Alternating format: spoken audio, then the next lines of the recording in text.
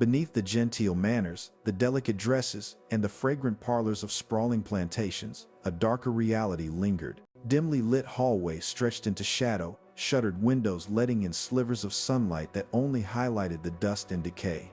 Behind these walls, some women wielded power in ways history refused to record, acts so hidden, so filthy, they were erased from memory. The enslaved moved quietly through these spaces, their labor relentless, their bodies and spirits constrained by chains that were both visible and invisible. What crimes were committed behind closed doors? And why did no one dare speak of them? These were not the stories preserved in polite histories, but the shocking, disturbing truths of sexual coercion, manipulation, and private cruelty perpetrated by women who commanded authority in the intimate spaces of plantation life. In the 18th and 19th centuries, plantations were monuments to wealth and refinement. Magnificent mansions rose from the landscape, adorned with manicured gardens, airy porches, and polished floors. Nearby, the enslaved lived in cramped, deteriorating quarters, their existence dictated by law, labor, and custom.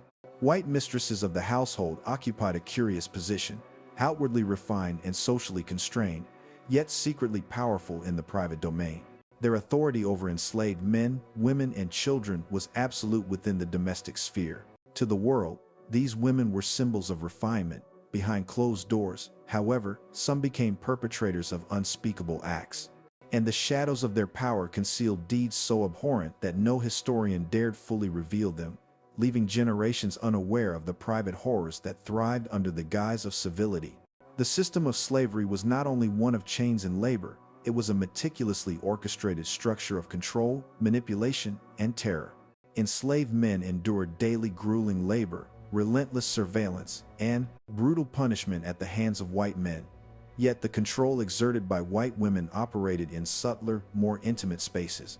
They manipulated, coerced, and silenced with a precision that was terrifying in its quietness. Fear became both the mechanism and the weapon, ensuring obedience not only in the fields but in private rooms where prying eyes could not intrude.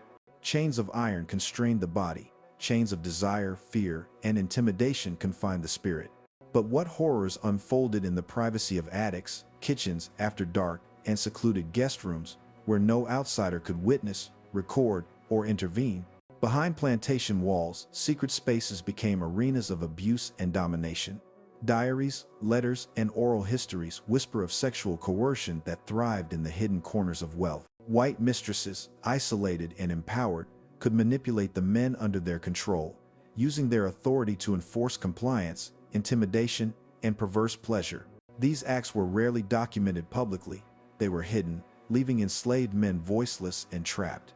Intimacy became a weapon, privacy became cruelty, and every interaction was a test of survival. The enslaved endured these horrors in silence, their resilience forced into secrecy, their suffering preserved only in whispered recollections and the faint traces that survived in the margins of history. The trauma endured by enslaved men was profound, invisible, and enduring. Humiliation, shame, and fear intertwined, shaping identities and eroding dignity. Physical exhaustion compounded the emotional toll, and any attempt to resist could result in severe punishment. These abuses inflicted intergenerational wounds, influencing descendants' perceptions of masculinity, authority, and self-worth. The scars were invisible, etched not on the skin but on the soul, lingering long after the physical horrors ceased. Survival required silence, a compliance that was both protective and devastating, leaving emotional and psychological shadows that stretched across time.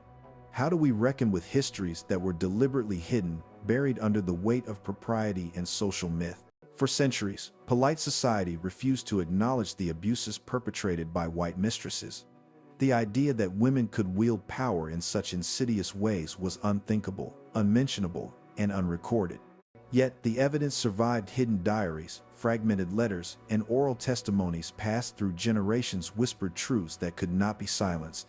Historians and descendants began to piece together the fragments, uncovering patterns of coercion, manipulation, and sexual exploitation that reframed what had once been labeled as favoritism or special duties.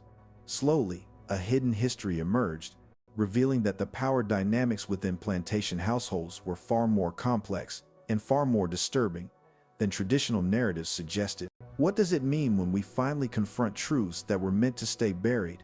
It means we are forced to acknowledge the humanity of victims and the dark cunning of those who abused their positions. The cultural reactions to these revelations were immediate and visceral. Disbelief, moral outrage, and shock rippled through academic circles and descendant communities alike. Myths surrounding white womanhood, the innocent, delicate figure immune to cruelty, were dismantled by the weight of evidence. Scholars emphasized the necessity of including male victim perspectives in historical studies of slavery, challenging long-held assumptions and reshaping how we understand the domestic sphere of the plantation. Families confronted the legacies of their ancestors, grappling with shame, guilt, and the knowledge that evil had existed where they least expected it. These revelations demand that we question not only the stories we've been told, but also the silences that allowed such crimes to remain hidden for centuries. And yet, much remains unspoken, waiting for the light of scrutiny to illuminate its shadowed corners. Power, when isolated and unchecked, has a corrosive effect. White mistresses, constrained by societal expectations in public, found in their private domain a dangerous freedom. Their authority over the enslaved was absolute in secluded spaces, and their social isolation, combined with the rigid hierarchies of plantation life, sometimes warped personal morality into coercion and abuse. Gender, race, and social status collided, creating secret arenas where desire, frustration, and domination intertwined. Psychological insight suggests that control became a coping mechanism, a means to assert power in a system that otherwise restricted them. Yet these acts were not mere survival, they were conscious exercises of cruelty, manipulations designed to enforce fear and compliance. Power, when unchecked, transforms into acts too disturbing to acknowledge until now. Can we understand these abuses without excusing them? Perhaps, but only if we confront the full weight of their human cost. Even amid the darkness, the stories of resilience emerge. Enslaved men navigated these treacherous dynamics with ingenuity, subtlety, and courage.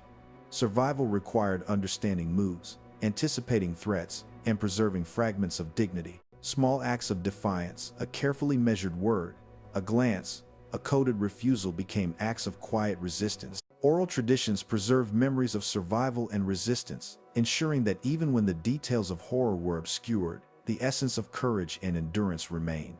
Every step toward survival was a reclamation of humanity in a world designed to strip it away, a testament to the strength of those forced into silence and suffering.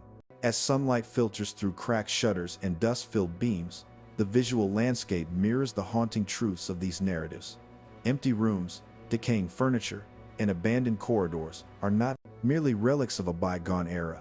They are witnesses to the abuse, the manipulation, and the intimate cruelty that history long ignored. The walls themselves seem to hold memory, whispering of acts that went unrecorded and lives that endured beyond the visible scars. To honor these stories is to confront history fully, to acknowledge the silenced, and to understand the enduring consequences of unchecked power. The plantation walls may have kept their secrets for centuries, but the truth, finally unearthed, demands to be heard. These are not tales of imagined cruelty. They are the lived realities of enslaved men and women, navigating terror in the shadow of wealth and refinement. The sexual crimes, the psychological manipulations, and the private abuses of white mistresses are a stark reminder of the potential for power to corrupt and the resilience required to endure. Education, remembrance, and acknowledgement are our tools for justice, ensuring that these hidden histories inform our understanding of both past and present. History holds the whispers of those silenced. The untold sexual crimes of white mistresses are a call to bear witness, to listen, and to prevent repetition. The shadows of plantation halls may be long, and the memories they carry may be painful, but they are essential. To deny them is to deny the truth of suffering, resilience, and humanity. In acknowledging these horrors, we honor those who endured, survived, and resisted. We ensure that their stories, though hidden for generations, now demand recognition, reflection, and remembrance. The plantation walls kept their secrets for centuries, but the truth, finally unearthed, insists on being heard.